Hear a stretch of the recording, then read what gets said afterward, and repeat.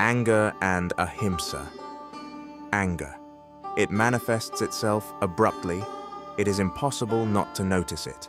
A sharp release of adrenaline and norepinephrine is accompanied by a rapid heartbeat and high blood pressure. You easily spit out words that you would never say in a calm state, and only fear of the criminal code prevents many from moving from words to actions. It takes a long time for your condition to return to normal, and sometimes you can't get away from a momentary morning surge until the evening. Many may say that this is an innate emotion and cannot be dispensed with, but the problem is not anger itself, but the fact that in most cases it manifests itself where it is completely unnecessary. The powerful production of hormones by the adrenal glands is necessary in cases when you are in danger and you need to make an instant decision to fight or run. If a hunter with a spear in his hands unexpectedly encounters a predator in the forest, a surge of adrenaline can help him emerge victorious. But it's unlikely that you often hunt in the forest with a spear. It's good if, when you feel anger, you immediately go to the gym or to the sports field or to the yoga mat, and there you convert the excess energy into a workout. In this way, you live an emotion in a very environmentally friendly way, and your body becomes stronger and more resilient. But this opportunity is not always there, and instead of benefits, you risk getting a lot of problems. And if you look at the situation distantly, they are completely ridiculous. Let's say you stepped on someone's foot in the morning in public transport. You were scolded, you apologized, but your apologies were rudely rejected and scolded again, completely unfairly. After this injustice, you go, by virtue of your daily routine, not to the gym, but to your office. Most likely, at this time, you will be thinking about the morning situation. Perhaps you will come up with a belated sharp answer that you will replay in your head many times, as if it were something very valuable. And now, at work, someone will have complaints against you. This time, let's say, they are quite fair. But against the background of this morning's incident, your perception of the claims is unlikely to be fully adequate. Let's say your boss had these complaints against you, and you couldn't respond as emotionally as you would like. But you have painted a picture in your head of how you would like to deal with your boss, taking into account the entire history of your relationship. Do you think being immersed in such thoughts will have a productive effect on the fulfillment of your work tasks?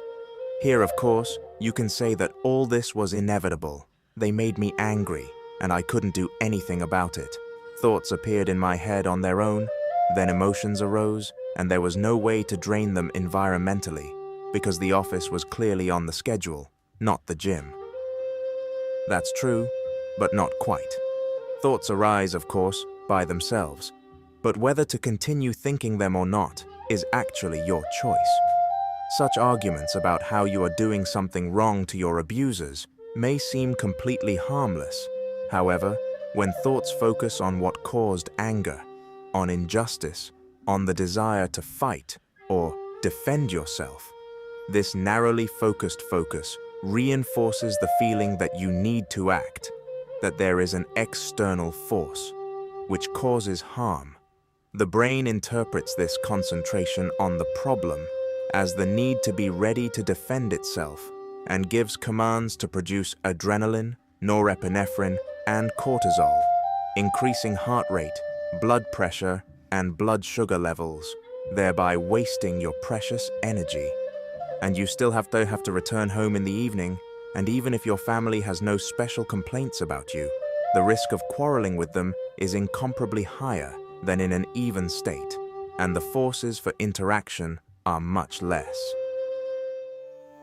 So it turns out that your random anger has completely killed the whole day. Anger is a very energy-intensive emotion. Everything in the body is very precisely calculated, so that in case of danger, a person can act immediately. In a situation where seconds are running out, full mobilization of all systems is necessary. To saturate the muscles with oxygen, heartbeat and breathing increase. Blood pressure increases for more efficient blood supply. To provide muscles and brain with fast energy, blood sugar levels rise, muscles tighten, preparing the body for physical activity, fight or flight, and pupils dilate for a better view. Also, the act of experiencing a strong emotion, especially a negative one, requires significant emotional resources. Anger is often accompanied by tension, frustration, and anger, which are themselves severe states. Prolonged exposure to anger, even hidden anger, leads to emotional burnout, as the body is constantly in a state of heightened alert and tension. Thus, anger is not just a bad mood. This is a complex reaction that involves many body systems, requiring significant physiological and cognitive resources, and using it idly is extremely unwise. And as a method to avoid unreasonable and uncontrollable anger, we will consider the first of the yamas, the basic and fundamental foundations of yoga, Ahimsa.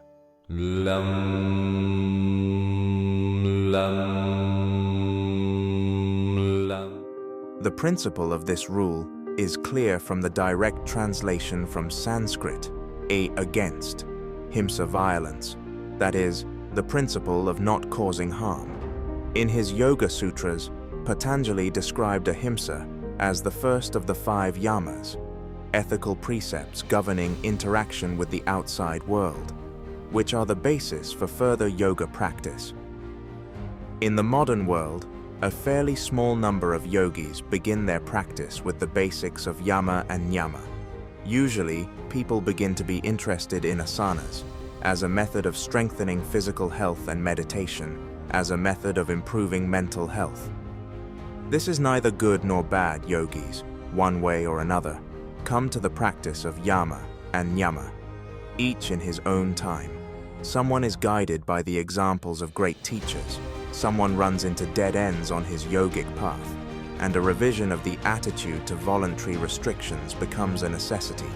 But speaking of Ahimsa, it is worth understanding that following this principle is best accepted as early as possible, because the consequences of violating this pit are the hardest to fix, and sometimes even impossible.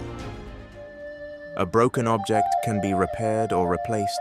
A negative emotion can be replaced with a positive one, but a damaged living thing cannot be restored, because all living things are unique. Ahimsa implies non-violence towards all beings, without exception.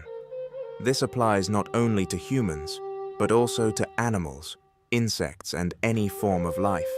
This does not mean that everyone should become like Jains and carry brooms to sweep the road in front of them, so as not to crush a random insect.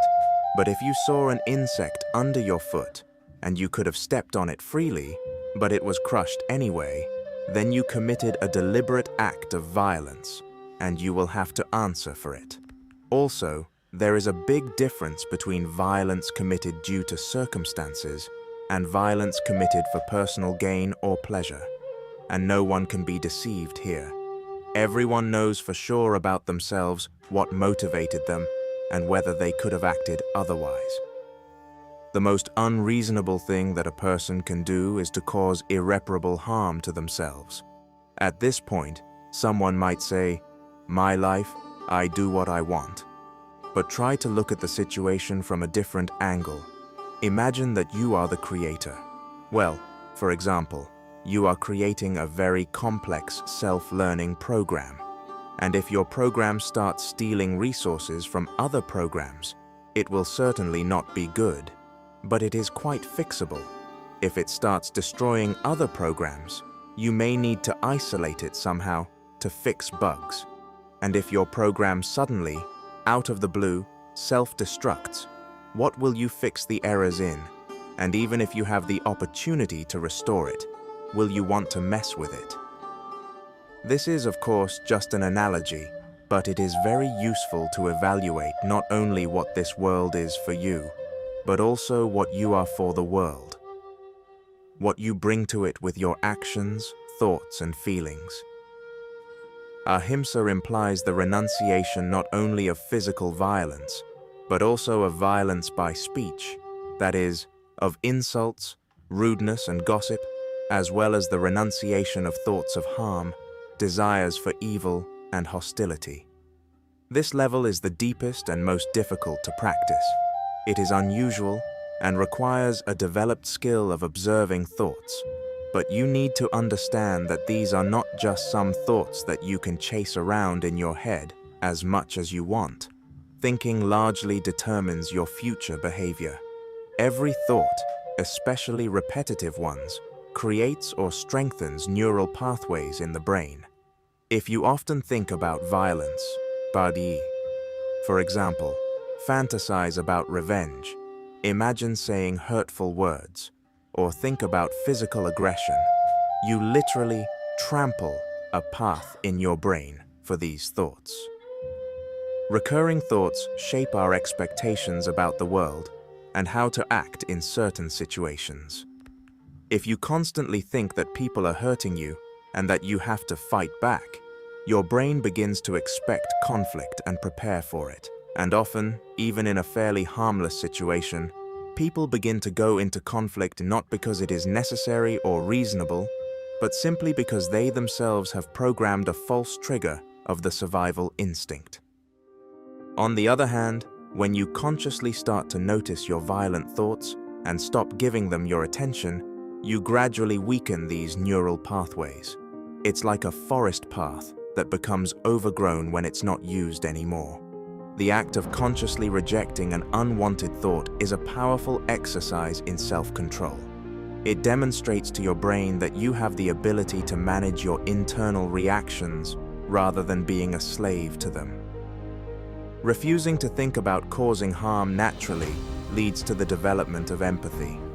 You begin to better understand how your words or actions can affect others, and this becomes a natural factor that influences your behavior. Ahimsa is not a passive avoidance of violence, but a real, active process that reshapes your brain and, as a result, creates completely new, healthier, and more constructive patterns of behavior. According to the Yoga Sutras, complete adherence to Ahimsa leads to a special state in which the very atmosphere around the yogi becomes peaceful and the surrounding hostility subsides. You have the opportunity to test this in practice